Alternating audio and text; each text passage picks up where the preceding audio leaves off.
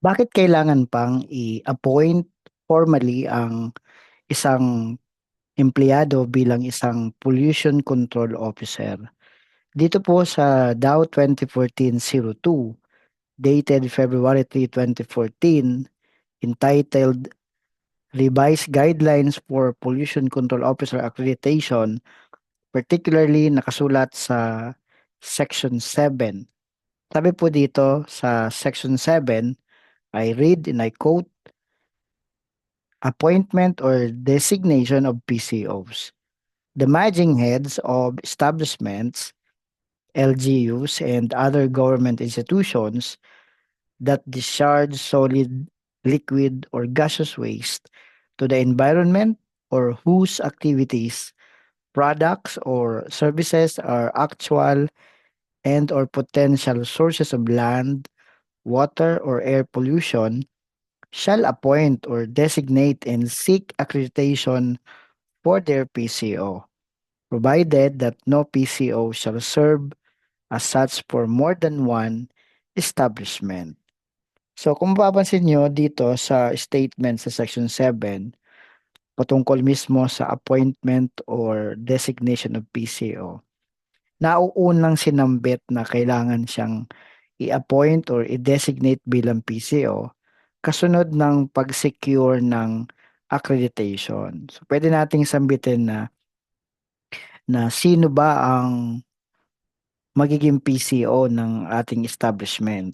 So in a form of appointment or designation, na-establish ngayon ang isang PCO sa isang establishment at ang kasunod na nga ang pag-secure ng accreditation.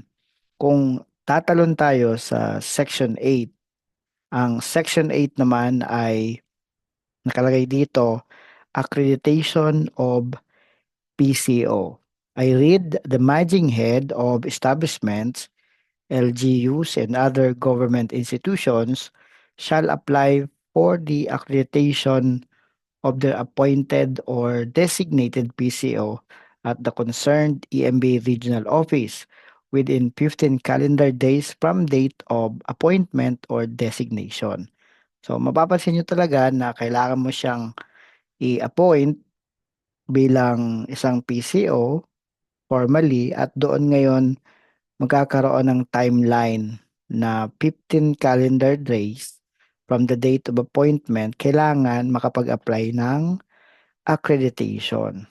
At kung titingnan nyo sa Section 8 na ito, isa sa sinasabi dito sa item number 1, the managing head or his or her duly authorized representative shall submit to the concerned EMB regional office the following requirements for the accreditation of his or her PCO. Ano itong requirement na ito? Among many, nangunguna itong letter of appointment or designation as PCO of the establishment. So kung yung pagbabasihan mo yung mga provision dito sa Section 7, pagka inappoint ka, kasunod na ang pagkuha ng accreditation. Dito naman sa Section 8, pagka inappoint ka, kasunod na ang pagbilang ng mga araw na makapag-apply na ng accreditation.